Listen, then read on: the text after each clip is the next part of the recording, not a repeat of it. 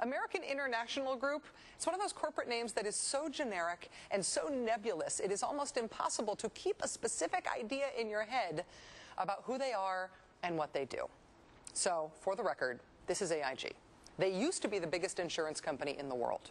And the reason AIG is important now, the reason they've gotten their mitts on $170 billion public dollars, the reason the government thinks they matter so much that they need 4 bailouts and counting, is that AIG came to provide financial services to the financial services industry. Specifically, they provided insurance to the financial services industry in a wildly irresponsible manner.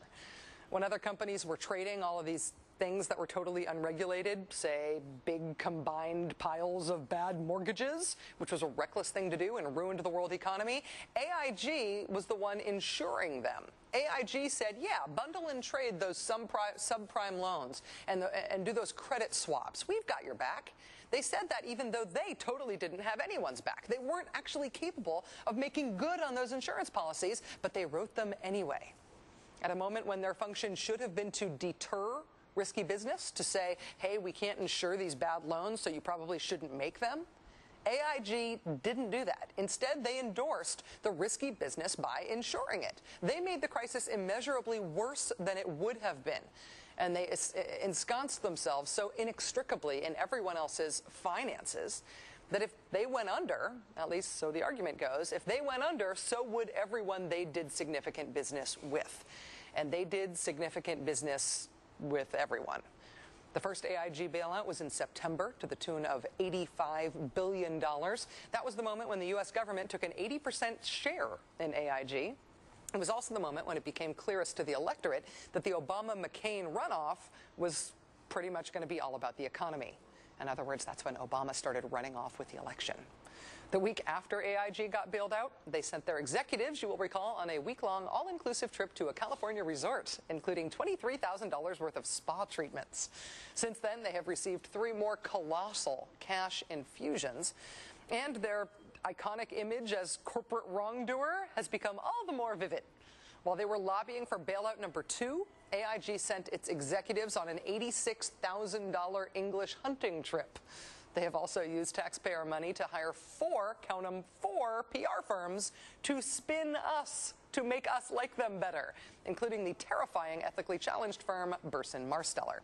And now AIG, with all of its top dollar PR advice, has decided to double down, telling the Treasury Department they have no choice, but to hand out $165 million in bonuses to the employees in their financial products unit. That is the exact unit that did the wheeling and dealing when it came to insuring all of those ostentatiously bad deals. AIG says not only is it contractually obligated to hand out those bonuses, it says if it doesn't, quote, we cannot attract and retain the best and brightest talent. Really? The best and the brightest? The people who work at AIG? Largest corporate loss in all of quarterly financial history last year? Best and the brightest, really? Huh. Today, President Obama unleashed his version of fire and brimstone at AIG, lashing out against them. This is a corporation that finds itself in financial distress due to recklessness and greed. Under these circumstances, it's hard to understand how derivative traders at AIG warranted any bonuses, much less $165 million in extra pay. In the last 6 months, AIG has received substantial sums from the U.S. Treasury. And I've asked Secretary Geithner to use that leverage and pursue every single legal avenue to block these bonuses and make the American taxpayers whole. The question, of course, is, are there any legal avenues left to pursue to block these bonuses?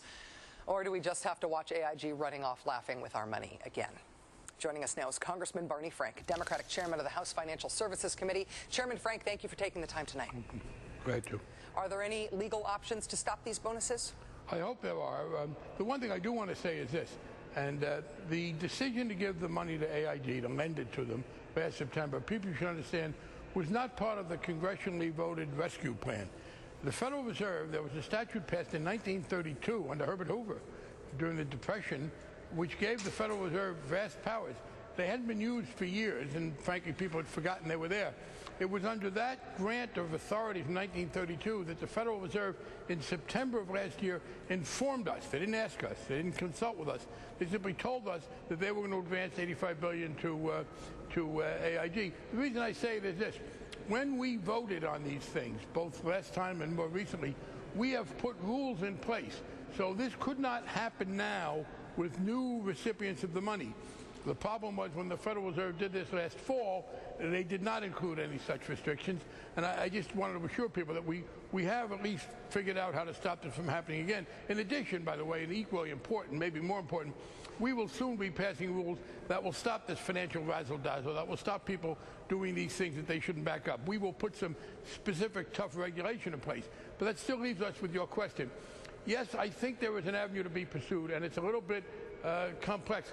But as you point out, we own 80% of the company.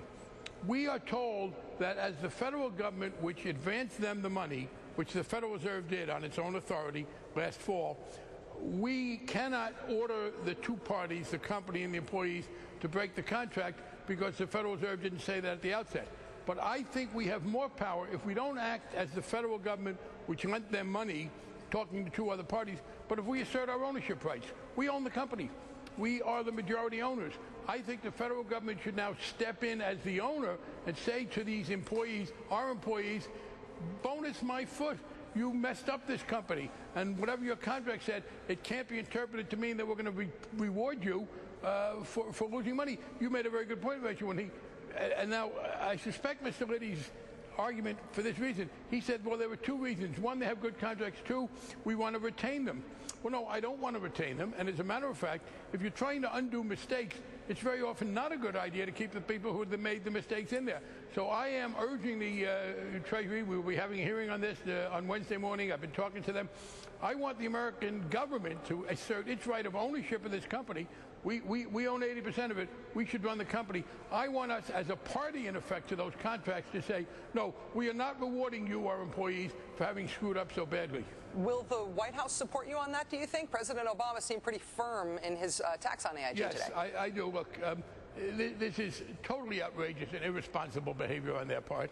And in fairness to the president, he's getting blamed for the mistakes of a prior administration. This was something done by the Federal Reserve last September without any congressional input. We're in a situation now where to get out from under the current crisis, there may need to be more funds made available.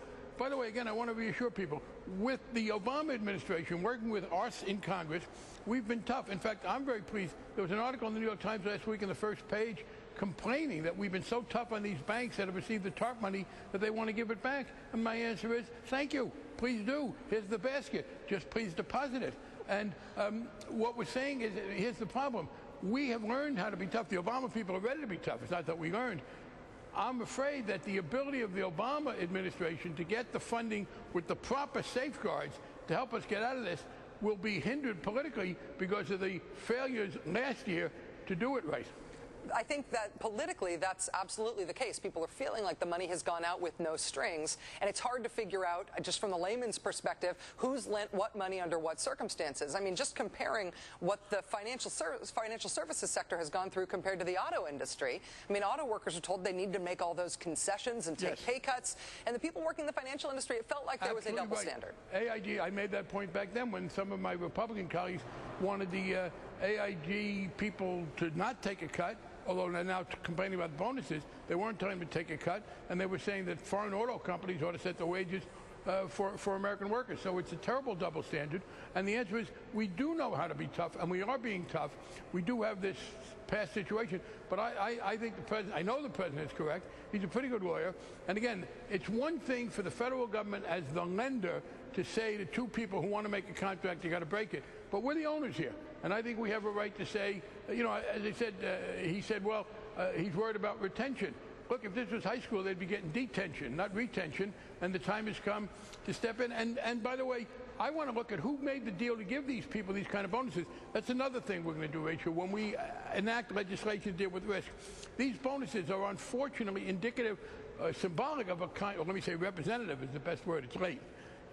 representative of a pattern in which chief executives and others are given very perverse incentives. They get bonuses which, if a deal makes money for the company, they make extra money. But if it loses money, they don't lose anything. If I tell you, take the risk, and if it pays off, you'll make money, and if it blows up in your face, you don't lose any money, you'll take too many risks. So we have to change that whole incentive structure.